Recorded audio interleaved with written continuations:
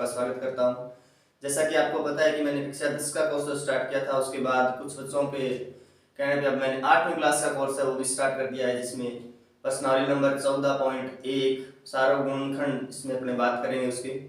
इसका जो पहला प्रश्न है वो इस प्रकार से है। इस वीडियो को आप ज़्यादा से ज़्यादा कक्षा 8 तक के बच्चों तक पहुँचाएं।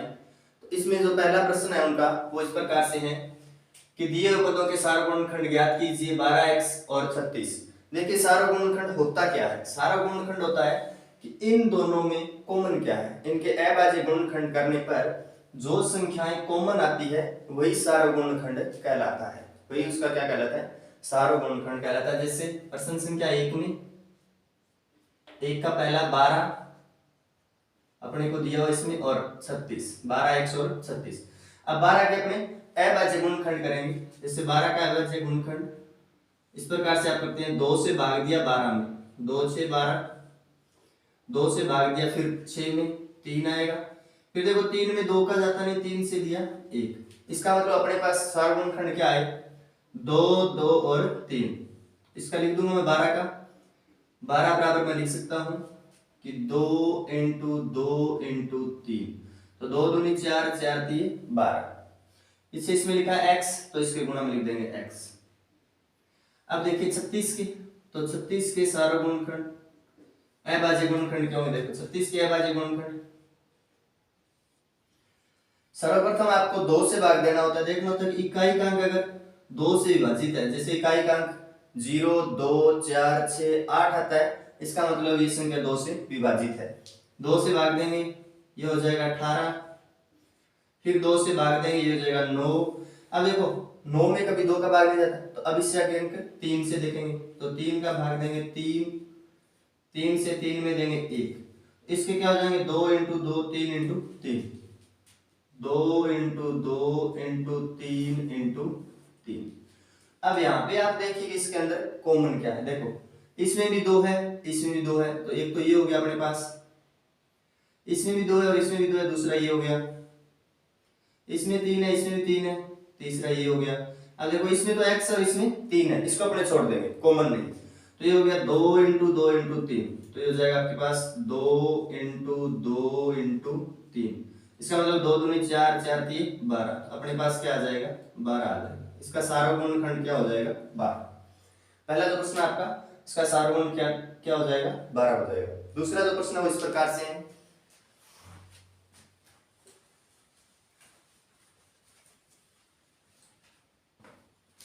कि 2y और 22x, 2 को अपने लिख लेंगे, 2y 22x, ये आपका प्रश्न है। इसमें देखो सार्वगुण में 2 का 2 इंटू में y, 2y का क्या आ जाएगा 2 इंटू y आ जाएगा। फिर देखिए 22xy, 22xy, 22 के सार्वगुण अभाज्य गुणनखंड अपने करें तो 22 का क्या आएगा 22, 2 से भाग दिया 11, 11 एक अभाज्य संख्या, 11 के अलावा किसी का जाएगा, इसका मतलब 11 में 1, तो ये आएगा 2 इंटू 11। और xy का xy आ जाएगा, तो इसको मैं लिख देता हूं 2 into 11 into xy, x into y। तो इसका जो है सार्वगुणनखंड है वही हो जाएगा कि इसमें भी 2 है, इसमें भी 2 है, एक तो ये हो जाएगा। अब इसमें y है, इस पूरे में y है क्या, ये रहा y है, तो अपने पास एक ही हो जाएगा। इसको क्या लिखूंगा 2 इंटू वाई, तो इसका सार्वगुणनखंड क्या हो जाएगा 2y, ये आपका आंसर हो जाएगा। इसका क्या हो जाएगा 2 इंटू वाई यानी 2y हो जाएगा। तीसरा जो प्रश्न आपको इस प्रकार से 14pq, 14pq, क्या इतना ही है ये प्रश्न।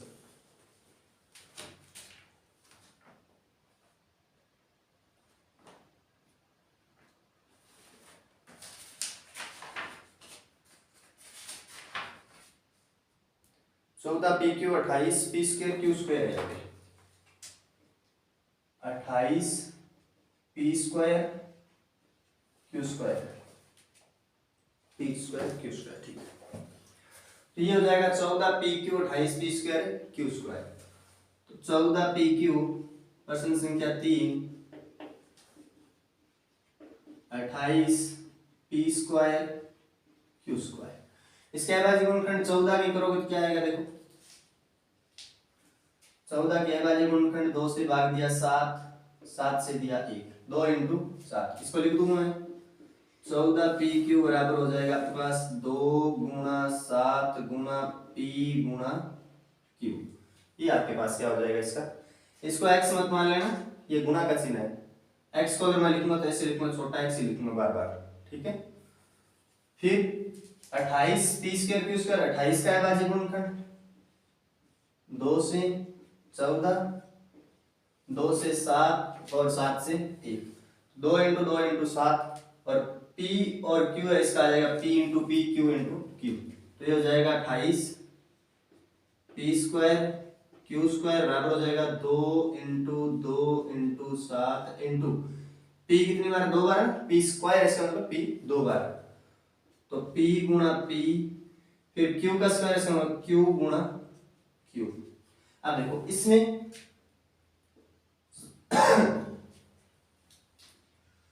2 से 2 और ये 7 से ये 7, यहाँ पे p है, यहाँ पे भी p है, कॉमन क्या आ जाएगा इन सब में, यहाँ पे q है, इस q को ले लेते हैं, कोई बात नहीं, ये q आ जाएगा। अब देखो 4 चीजें कॉमन आ रही है, एक तो 2 कॉमन आ रहा है, दूसरा 7 आ रहा है, तीसरा p आ रहा है और चौथा q आ रहा है। इसको अपन लिख देंगे 2 गुणा 7 गुणा p गुणा q, ये अपने पास क्या है, कॉमन है, तो इसका मान अपने पास क्या हो जाएगा 2 7 14, 14 पी क्यू, ये आपका आंसर हो जाएगा 14 P Q.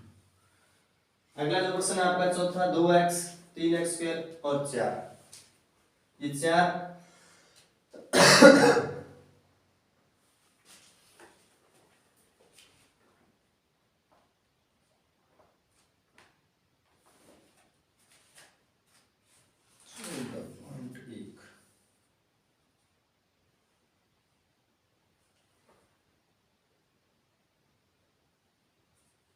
2x 3x square 4, ठीक है। उसके बाद 6 B C 24 A B square, 6 24 A B square 12 A square B, फिर इसके बाद है 16x cube minus 4x square,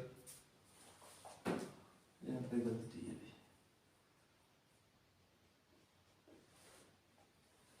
minus 4x square यहाँ पे, और इसके बाद है 32x, उसके बाद 10 P Q 20 P R, 10 P Q 20 P R 30 R P, ठीक है। उसके बाद 3x square Y cube, 3x square Y cube, 10x cube Y square, 10x cube Y square, इसके बाद अपने पास 6x square Y square Z, ठीक सारे सही है। इसके बाद 2x 3x स्क्वायर और 4, यहाँ पे अगला जो प्रश्न इस प्रकार से है, इसका हल अपना कर लेते हैं। 2x 3x स्क्वायर और 4, प्रश्न संख्या 4 में 2x 3x स्क्वायर और 4, 2x में क्या जाए 2 इंटू एक्स, क्या लिखूंगा 2 इंटू एक्स, और 3x स्क्वायर को क्या लिखूंगा 3x स्क्वायर को लिख दूंगा मैं 3 इंटू एक्स इंटू एक्स, फिर अपने पास बच गया 4, 4 को क्या लिख सकते हैं 2 इंटू 2। अब देखिए इनमें कॉमन क्या है अपने पास, इसमें 2 है, इसमें 2 नहीं है, इसमें 2 है लेकिन इसमें x नहीं है। अब देखिए जिसमें कोई भी कॉमन नहीं है ना, उसका क्या होता है एक कॉमन होता है, क्योंकि एक का भाग सभी में जाता है, इसलिए आप इसका क्या लिखोगे सार्वभौमिक खंड क्या आएगा 1 आएगा, ये आपका आंसर। इसका सार्वभौमिक क्या लिखोगे 1 लिखोगे, ये इसका क्या हो जाएगा आंसर हो जाएगा। अगला प्रश्न आपको दिया, ये देखो कि 6, पांचवा प्रश्न आपका 6 ABC, उसके बाद है 24 AB स्क्वायर, फिर दिया 12 A square B A square B। इसमें देखो 6 ABC को क्या लिख सकता हूँ 6 ABC को लिख सकता हूँ 2 गुणा 3, 6 हो गए ना, 2 इंटू 3 6 हो गए, बार बार गुणनखंड करने की जरूरत नहीं है, आपको इतना तो ज्ञान होगा। 2 इंटू 3 ABC इसकी गुणा में, तो गुणा A गुणा B गुणा C। अब 24ab², 24ab² बराबर, अब देखो 24 के गुणनखंड करोगे तो 24 का गुणनखंड करोगे अपने पास क्या आ जाएंगे, 2 से भाग दिया 12, 2 से दिया 6, 2 से भाग दिया 3 और 3 से भाग दिया 1, ये हुआ 2 दूनी 4, 4 दूनी 8, 8 के 24। इसको लिखता हूँ 3 बार तो 2, 2 इंटू 2 इंटू 2 इंटू 3, फिर देखो ab² into a into b की स्क्वायर का मतलब b इंटू b, फिर अपने पास 12a²b,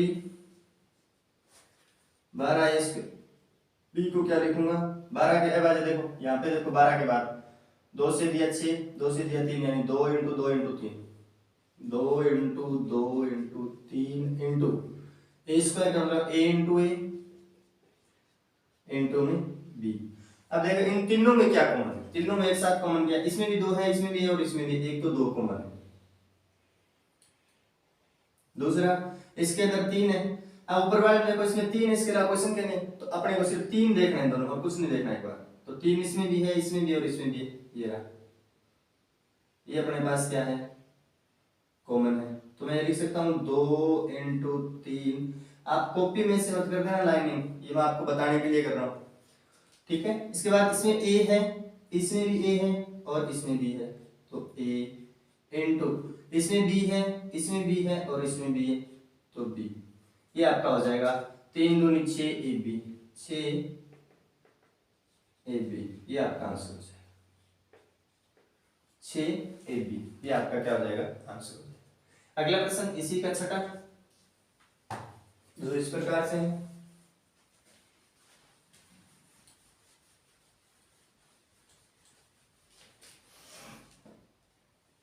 दे रखा है इसने 16x³ माइनस 4x²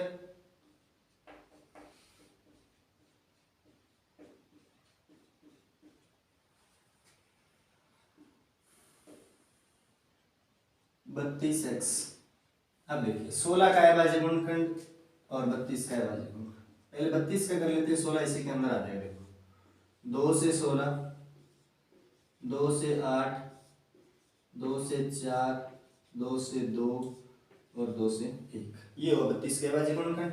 अब 16 के अभाज्य गुणनखंड आपको अलग से करने की जरूरत नहीं है, अब आप 32 को छुपा लो, अब ये किसके रह गए, 16 के, किसके रह गए, 16 के, 2 से भाग दिया 8 हुआ, 2 से दिया 4 हुआ, 2 से दिया 2 हुआ, 2 से दिया 1 हुआ, तो 16 के तो आएंगे 2 इंटू 2 इंटू 4 बार और 32 के आएंगे 2 इंटू 2 इंटू 5 बार, बार बार कॉपी में करने की जरूरत नहीं है क्योंकि 32 के अंदर ही 16 के अभाज्य गुणनखंड आ जाते हैं।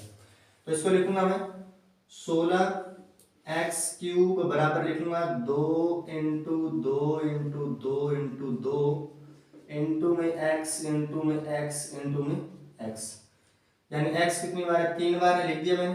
फिर माइनस 4x², यहाँ ध्यान देना ये माइनस है ना, तो कोई भी संख्या माइनस के इसको पहले किससे गुणा, देखो माइनस का जो 4 है ना, ये कैसे आया कि -4 गुणा 1 कर दूं, कोई फर्क नहीं पड़ने वाला, या फिर मैं कर दूं 4 गुणा -1, कोई फर्क नहीं पड़ने वाला, अतः -1 को पहले लिख देता हूं, यानी 4 जो पहले लिख देता हूं, 4 का -1, तो इसको लिख दूंगा मैं 4 -4x² का माइनस का तो 1 सबसे पहले लिख देंगे क्योंकि माइनस का 1 से गुणा होती है सारी संख्या माइनस की हो जाएगी अपने आप, इनटू 4 का क्या होता है अभाज्य गुणनखंड 2 गुणा 2, अपने पास हो गया 4 x² into x into x, ये हो जाएगा।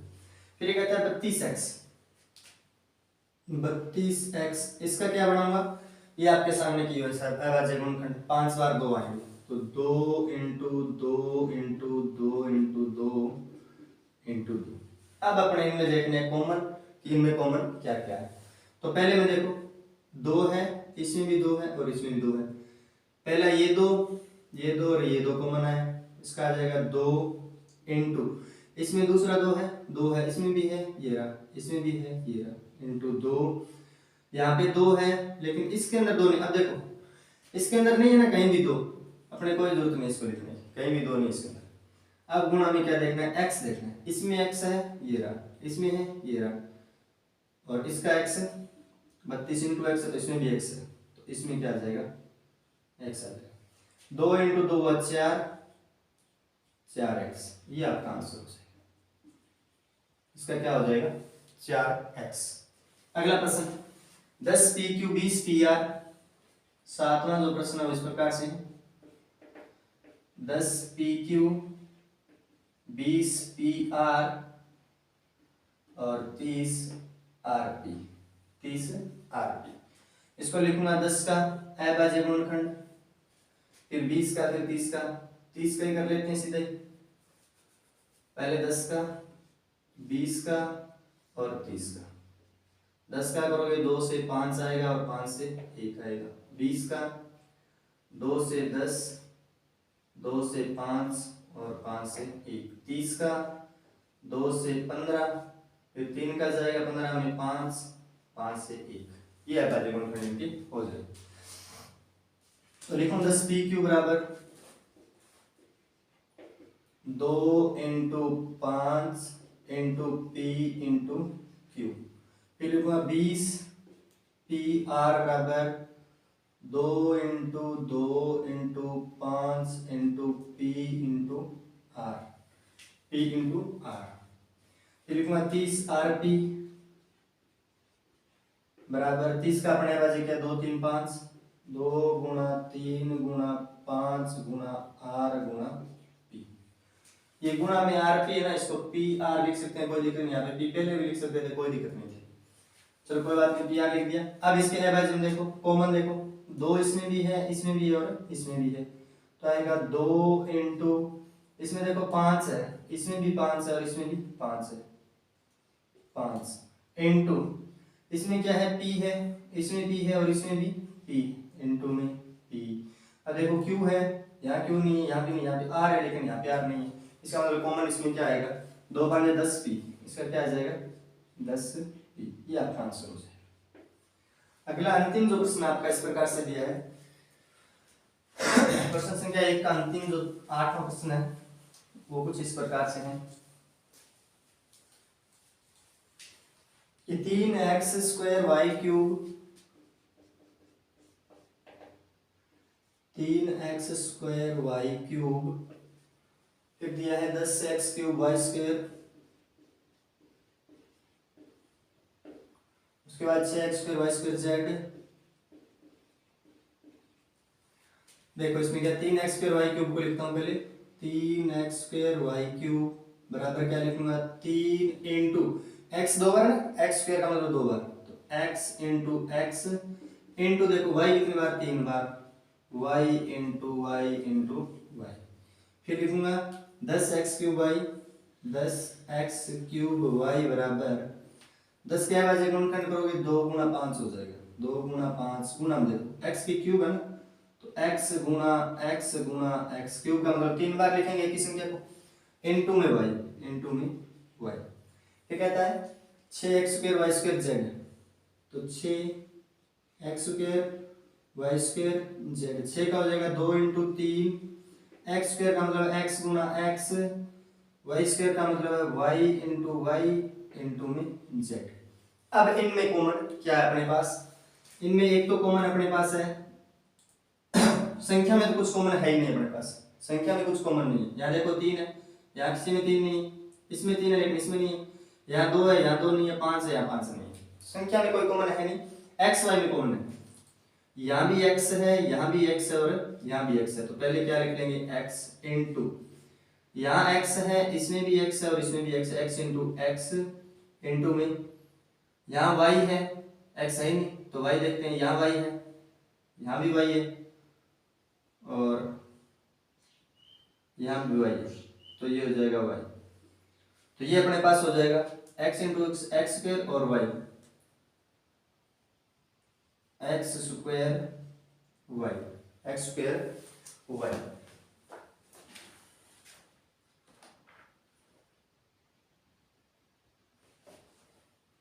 दो X square Y cube 10 X cube Y square था यहाँ पे, यहाँ अपने पास वाई स्क्वायर है प्रश्न में, यहाँ पे वाई स्क्वायर है, इसका मतलब यहाँ पे एक वाई और आएगा और यहाँ पे वाई आने से अपने पास ये हो जाएगा एक वाई कॉमन, इसमें भी और इसमें भी, तो ये भी क्या हो जाएगा इंटू वाई, तो हो जाएगा एक्स स्क्वायर वाई स्क्वायर। ये आपका क्या हो जाएगा आंसर हो जाएगा।